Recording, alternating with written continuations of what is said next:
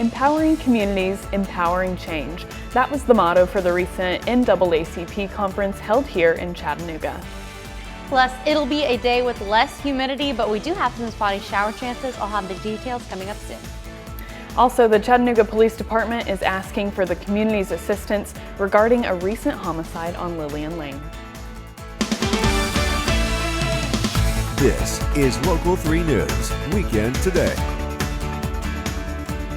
Good morning, Tennessee Valley, and thanks for waking up with us here on Local 3 News Weekend Today. I'm Leah Bowling, and I'm joined by meteorologist Audrey Shirley for a first look at your weather this morning. Good morning, Audrey. Good morning, Leah, and good morning, everybody at home. So today we do have some chances for just some very light spotty showers. We already have a few going through portions of Jackson, DeKalb, and even Chattooga counties. So we'll continue to see that pattern later today too. And we'll start out with mostly cloudy skies for today too. So clouds will be back on the increase. It's currently 72 degrees in Chattanooga, 70 in Murphy, 67 in Dayton, 73 degrees in Calhoun, 73 in Scottsboro and in Fort Payne. And dew points are in the 60s, so it is a bit humid now, but luckily that humidity is going to lower as we go on throughout the day today. It's also very gusty outside too. We have gusts between 15 to even 26 miles an hour, 26 mile an hour wind gusts in Fort Payne, 15 in Scottsboro, 11 here in the Scenic City, 23 in Altamont, 14 in Blue Ridge, 20 in Murphy. So when you step outside, definitely expect a gust or two as you're headed out the door. Now, if you do want to go to the pool today, it's actually going to still be a nice day to do so. Even though we do have that 10% chance for a very light spotty shower, we'll have less humidity and it'll actually be a bit hotter outside too for today. So that heat is returning, and I'll be talking more about the entire forecast and what that entails coming up soon. Leah? All right, thank you so much, Audrey. Well, the NAACP concluded their 78th annual state convention in Chattanooga yesterday. Things kicked off earlier last week at Orchard Knob Missionary Baptist Church. NAACP members and leaders from across the state of Tennessee gathered for their opening news conference. The theme for this year's conference is We're All In, Empowering Communities, Empowering Change. Health and faith leaders held a community workshop and health expo. For 115 years, the NAACP has stood as a defender of civil rights, a proponent of social justice, and an advocate for equality and meaningful advancement in all aspects of life. You can find more on this year's NAACP conference on our website. The Ray County football game against the Howard School was canceled Friday night due to a safety concern. Ray County Schools Director Jesse Messimer says, quote, "Due to ongoing safety concerns in both Ray County and Hamilton County, we decided not to travel to Hamilton County tonight for the scheduled football game between Ray County High School and the Howard School. We plan to appeal to the Tennessee Secondary School Athletic Association in hopes of rescheduling the game later on in the season. If they're not able to reschedule, the game will go down as no contest and won't affect either team. We're working to get more information and we'll keep you posted."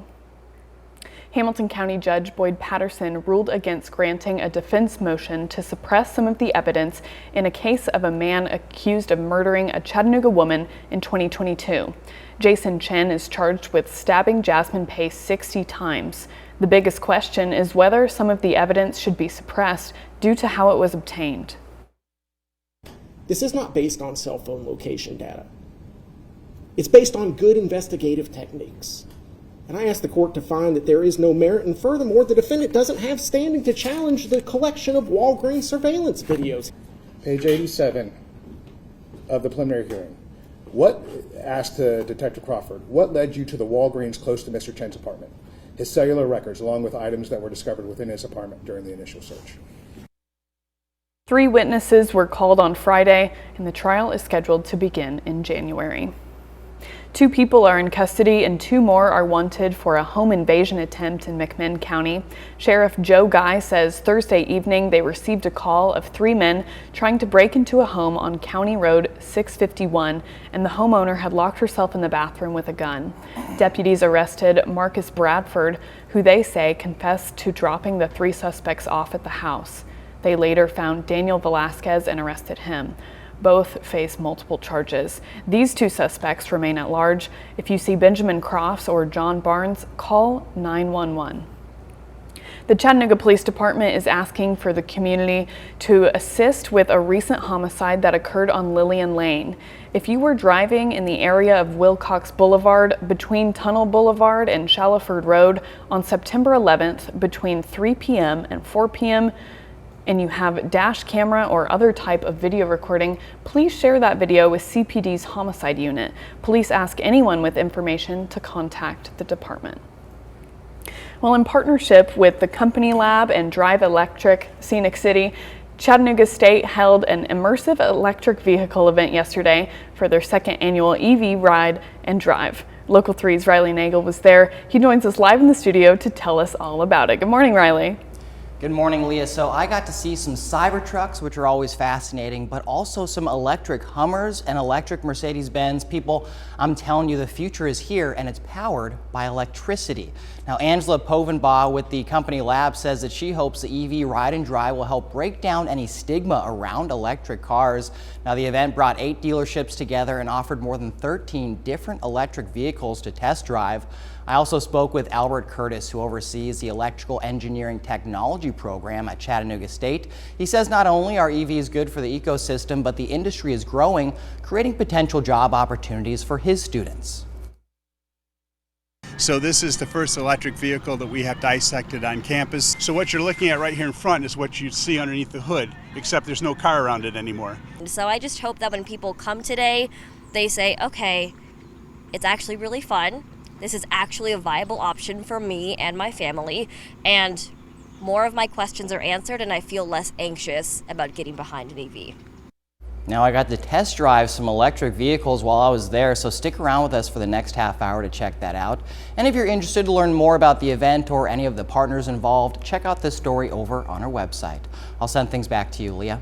All right, awesome. Thank you so much, Riley. Well, coming up after the break, we'll take a look at a group that brings flowers and smiles to those in nursing homes.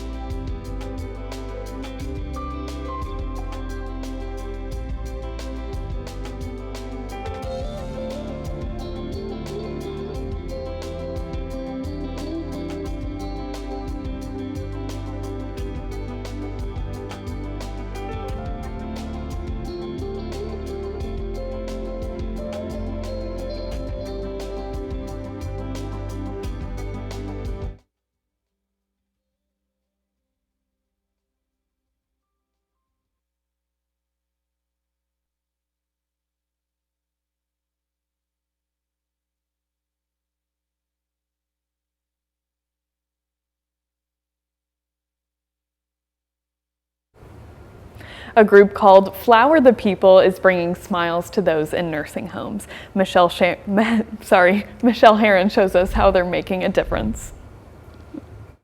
When Trevor Phillips noticed a dumpster full of flowers, he knew he couldn't let them go to waste. I had a friend from a food pantry, and we would go hand stuff out together, like gloves. And I saw that dumpster full of flowers, and I thought we could hand those out. And so I collected them all. He made small bouquets out of the flowers he collected, putting them in small cups with a little bit of water. He delivered them to nursing homes, a group who sometimes feel forgotten and battle isolation. It's special because all you're doing is just making a little bouquet and putting it in their room. And to them, it means so much. I mean, I feel like you get the reward of giving so much, and you didn't do that much, you know? Trevor spent several years as a traveling musician, living out of a backpack and playing his guitar to anyone who would listen. He started Flower the People a year and a half ago in Nashville and recently brought the concept to Chattanooga, partnering with wholesale florists to repurpose flowers that would otherwise be thrown away. This has definitely been like a journey of my own self-discovery. So, I mean, and my own confidence building and figuring out what I'm doing. A small gesture that makes a big impact for both the giver and the receiver. It felt really good, you know, and it was exciting to give all those flowers to people. It just felt good. Flower the People makes deliveries to area nursing homes every Saturday. Find out how you can volunteer with Flower the People inside the Local 3 app. With this week's Making a Difference, I'm Michelle Herron. The heat is going to start to ramp back up again here in the Tennessee Valley. I'll talk more about that coming up next.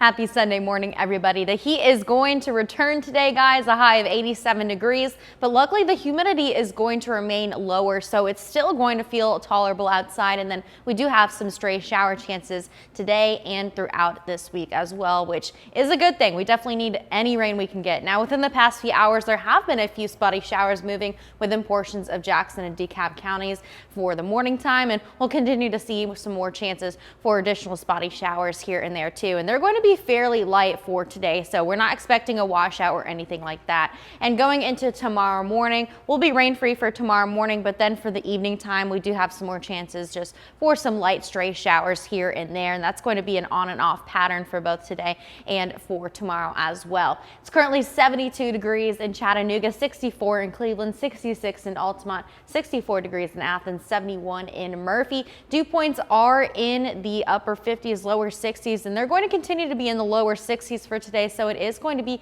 slightly less humid than it was yesterday. It's also another gusty day too. We have wind gusts between 10 to 25 miles an hour expected throughout the entirety of today too. So we can see here going into the afternoon hours, that's when those gusts are really going to start to pick up. We're not talking anything damaging, like no damaging winds or anything like that. And then those gusts are going to calm down slightly going into this evening and going into tomorrow morning. Now, if you do want to walk your dog today, even though we do have a chance for a light spotty shower, shower shouldn't get in the way of that. You can definitely do so. I would try to do this before noon. That way you avoid hurting your dog's little paws, because the high will still be 87 today. And of course that's higher than 85. So you want to make sure you walk your dog on concrete or grass. Those will be the best options for today to avoid damaging your dog's little paws. It'll be 87 for the high today, 87 in Cleveland, 81 in Altamont, 87 in Dayton, Athens, it's 86 in Dalton, 84 degrees in Scottsboro. So it is definitely going to be hotter today than it was yesterday. That heat is unfortunately returning back to us. It'll be 65 degrees tonight, so just slightly cooler. Again, a chance for a light stray shower or two for the evening time. 65 in Cleveland, 62 in Altamont, 63 in Athens, 64 in both Blue Ridge and Murphy, 68 degrees in Calhoun. And for tomorrow, it'll be another hot day, 87 degrees, and we'll have more sunshine, so it'll feel a bit hotter too. Humidity will still be on the lower end though, and we do have more chances just for some light stray showers for the evening time. And then humidity is going to continue to stay at a fairly comfortable level going into the next work week. So even though we do have that heat starting to ramp up, the low humidity, it's going to make it feel a bit better outside. Now we do have a 50% chance for an additional tropical development within the next 48 hours. As of right now, there is little to no effect on the Tennessee Valley if this does happen to develop, but of course we'll continue to keep everybody updated on this as well. But if you do have friends or family living on the East Coast, definitely make sure that they're in the know about this too, in case it does end up developing. Now within the next week, we can see temperatures are going to continue to be in the upper 80s and even 90 degrees for Thursday. We have a 10% chance for light straight showers throughout the entirety of this week, 20% for Friday, and yeah, looking good.